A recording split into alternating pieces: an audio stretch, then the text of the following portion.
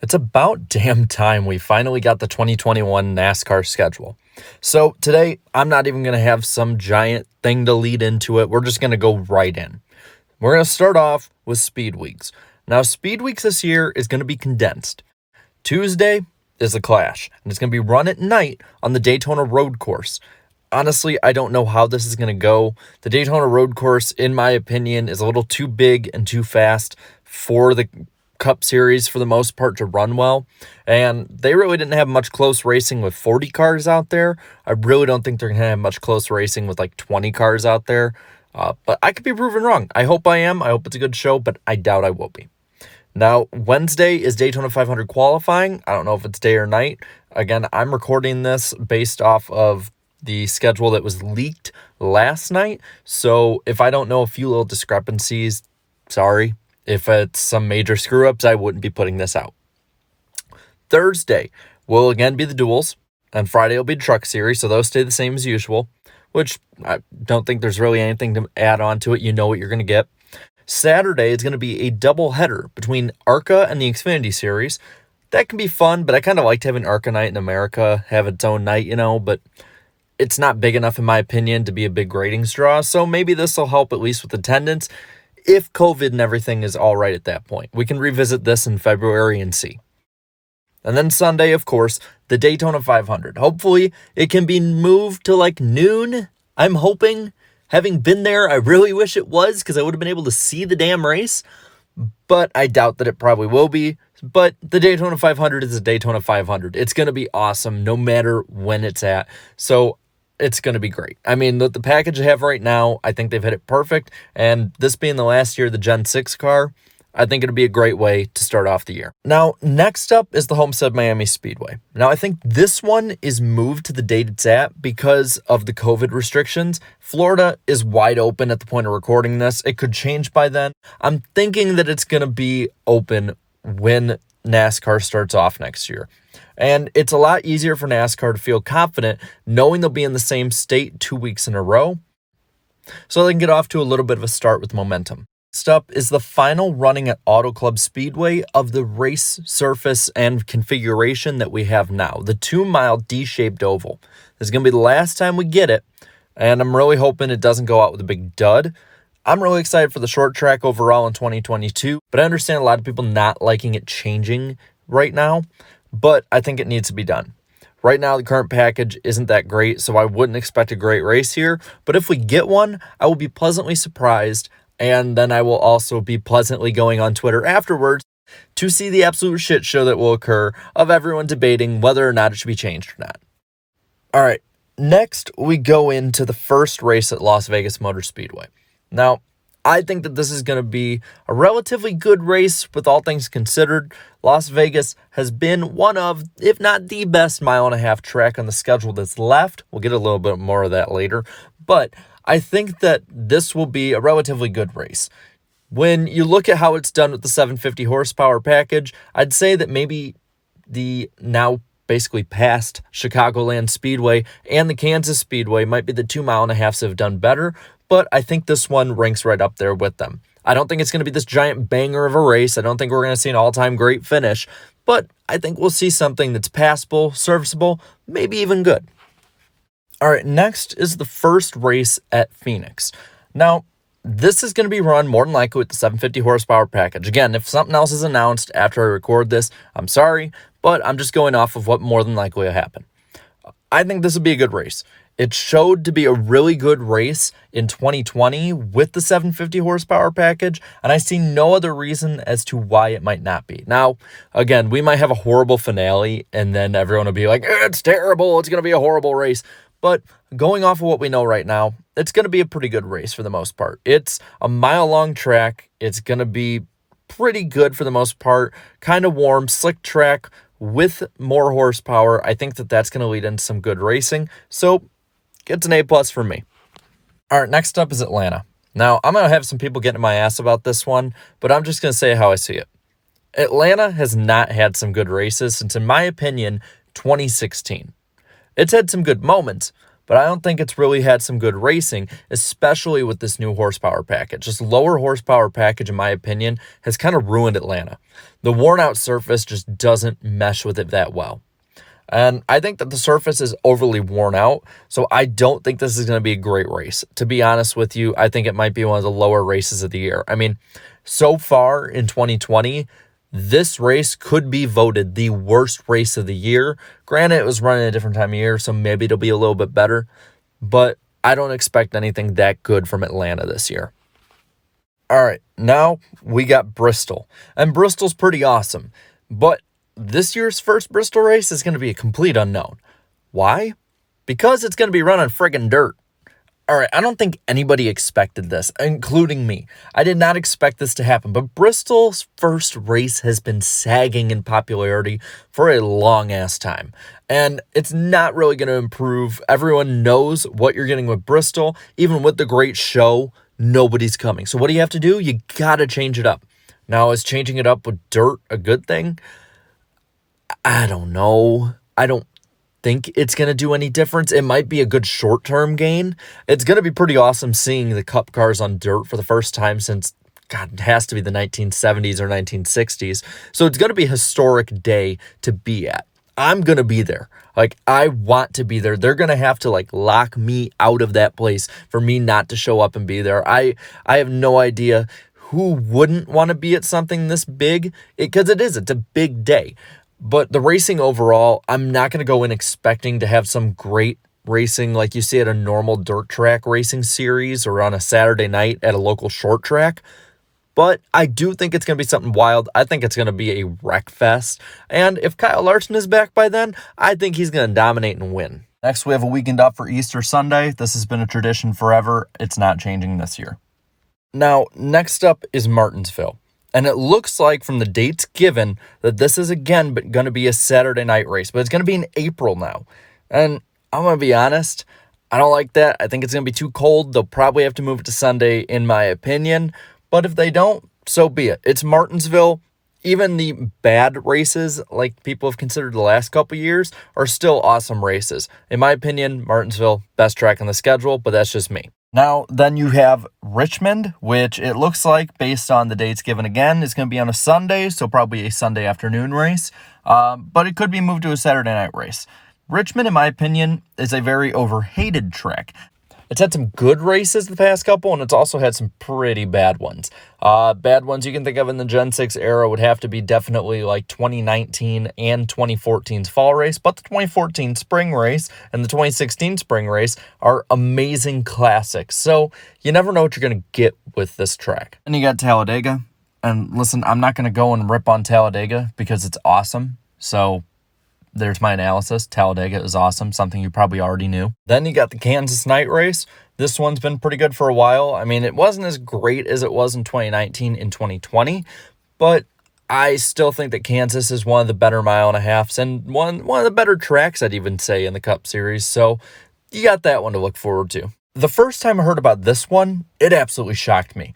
I saw it on Reddit that Dale Jr. had said something about the Spring Darlington race, and that immediately perked up my ears. I'm like, huh? Spring Darlington race? Yeah, so Darlington now has another date again. I don't know if this is going to be a 400-miler like before, or if it's going to be like a 500-kilometer race like in the last year.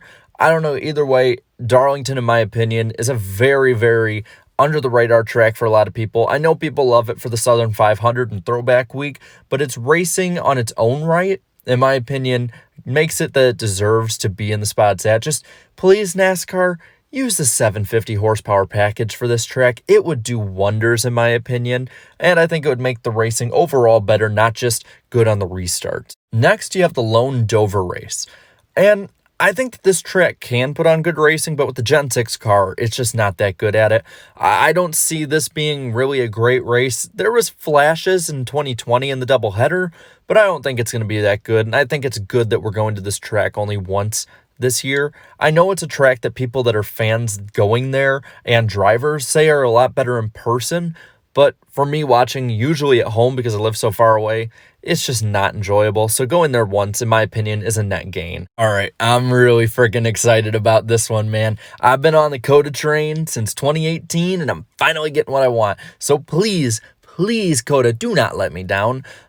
I got to say, overall, COTA, in my opinion, is a track that should have been on the Cup schedule probably sooner, just with how much of a new facility it is and how up-to-date it is. I think that NASCAR should have been going there from the start. You can see the F1s went there, IndyCars went there. I think it's just fitting as the leading American motorsport to be there, and I think that it's just going to probably be a pretty good road course race. I don't know which layout they're going to use. It all depends. I hope they test this stuff out and don't find out like day one at the track, especially if it's like a one-day show.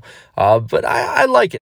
Now you got the Coke 600. Now, this race is more than likely going to be a boring race, but for tradition's sake, please keep it this way. Don't make it a 600-kilometer race, but it's the Coke 600, so it's going to be at a traditional Memorial Day spot. Probably going to be later in the night. It'll definitely be after the Indy 500. It's just a race that has to be done. I like the strategy, and I hope that there's a lot of strategy in this race. Now in 2021, we're finally getting Sonoma back on the track, as long as politicians don't overreach their boundaries, which in California is probably not very likely that that's going to happen. But anyway, Sonoma should be back next year, and I'm really excited. I hope they go back to the layout they used like in the early to mid to late 2000s and the 2010s, because I think the current one with the carousel just isn't that good. If they use the one with the carousel, I think it'll be one of the most boring races of the year. If they go back to the layout they had before, I think it'll be pretty good. Another big change, the Texas All-Star Race. I'm going to be real, if this is on the 1.5 mile format, don't like it, but it looks like, based on at this moment of recording, that it could be on the road course layout. So if so, maybe there's hope. I don't know, but just with how Texas, every change they've made has been going down, I'm not looking forward to this one. This is one that we just got to sort of get through until we get on to the next week. All right, we got another new track here. We talked about this before in the podcast, and I think I might have talked about it in a video or two, but this is the Nashville Super Speedway, the 1 1/3 mile concrete trioval, I believe it is. So this race, I don't think it's going to be all that good. It wasn't really good for the Busch Series / Nationwide / Xfinity Series races that they had there, but I think it'll be serviceable. Hopefully, it gets enough support behind it this year and the coming years that there can be a real push to bring the Nashville Fairgrounds onto the Cup Series, because I think that should be the main goal right now. And the Pocono doubleheader is back. Now, this one had some really good ticket sales before the COVID apocalypse hit, so hopefully it can repeat that this year if fans are allowed there.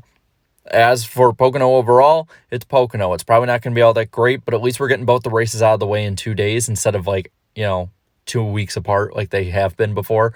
So it is what it is. And another new track, Road America.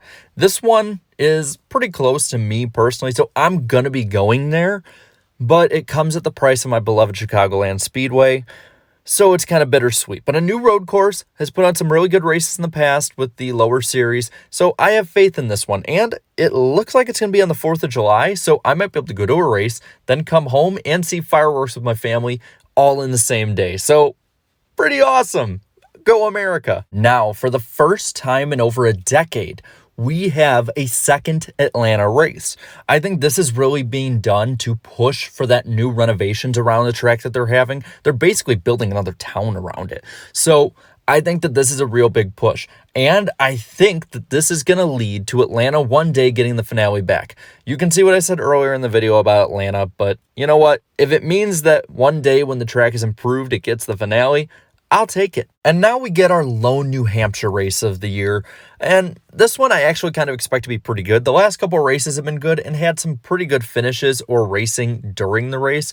So hopefully this one keeps up the trend. All right, so we get 2 off weekends in a row for the Olympics, just like what was planned for 2020.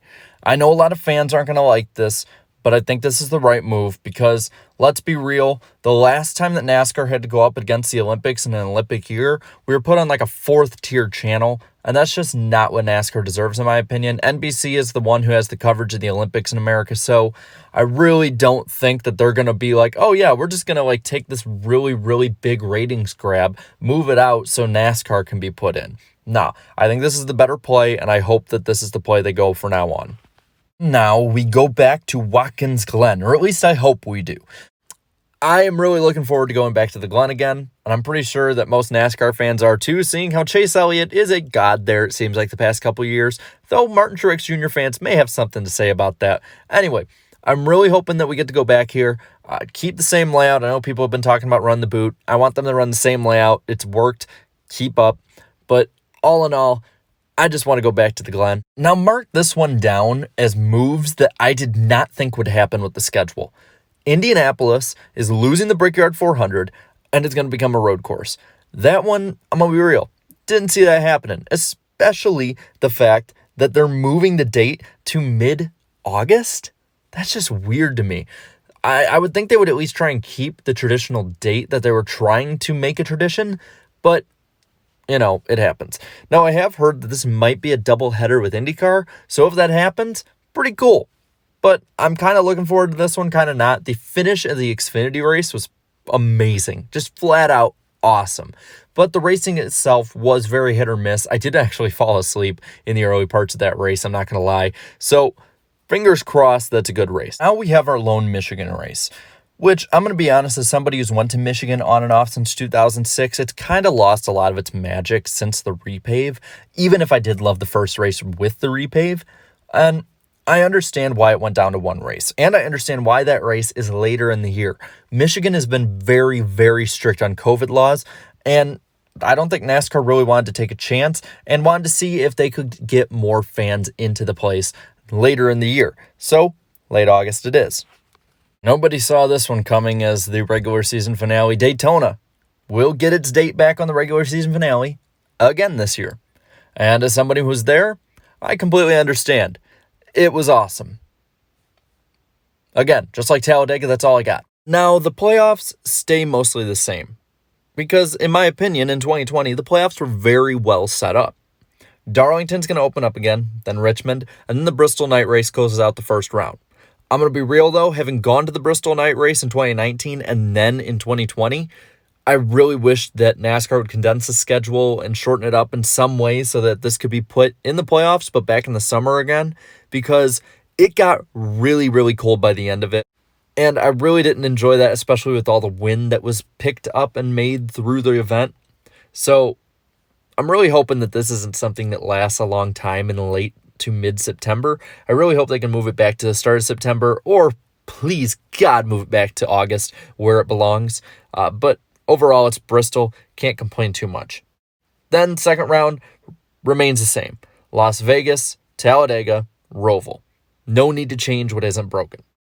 Now, the round of 8, a little bit of a change. Texas will be the first race of it, which I guess that's pretty good. Texas will be put more than likely on NBCSN, so I don't see a problem there. And then the last 3 races of the year probably will be put on NBC, because Kansas will then be put as the third to last race of the year, which doesn't surprise me. Kansas usually is on NBC. You might as well build up a lot of that hype going into the end of the year. Then you got Martinsville to end out the round of 8, be sort of it will be the cutoff to the round of 4, the championship round, and it'll be on Halloween. And then once again, as announced before, November 7th, Phoenix will be the finale. Now, there are a few tracks and races that are off the schedule. One of the Dover races was announced to be taken off for Nashville. Then you got the first Michigan race. Again, it sucks as somebody who has went to Michigan, but I get it. There's always going to be a Michigan race. It's the Motor City. You got to have it. But I understand the move. And then you got Kentucky. Maybe it'll be put back on, and I'll have to regret these words, but I am not a fan of Kentucky. And then you got Chicagoland. Now, I have went to Chicagoland every year in the infield from 2007 to 2019. This one hurts. The drag strip across the street from it, more than likely they're saying is going to be having no racing either. Not a very good thing to see. The city of Joliet doesn't really support the track. It doesn't seem like too much either. So it might be that Alex Bowman's win, thrilling win at that, is the final moments in NASCAR that we see at Chicagoland. That kind of sucks. And then you got the Indianapolis move. That one really shocked me. I'll be real. I thought they were going to try and make everything possible to make the oval work still. But if they're going to move it to the road course and the road course works, good. Go for it. But overall, I am actually really pleased with this schedule. Chicagoland being off is the only thing that I really don't like. Maybe having Texas as the all-star race, no matter the layout. That might not be the greatest thing. But overall, it's actually a pretty good schedule. They revamped a lot, added new tracks, added a lot of variety, stuff that we've been asking for years. So I can't really ask for much better, especially under the current contracts we have. I think the next schedule shakeup will probably be around 2025 when we have a new TV rights deal, or maybe it's an online rights deal. Who knows? But that's all I really got to say on it, guys. So now I want to hear what you have to say. Let me know in the comments below, what do you think of the schedule, and what changes in the future would you like to be made? After you do that, hit that like button and subscribe to my channel for more great NASCAR content. And if you really like it, hit that notification bell. And until next time, have a good one.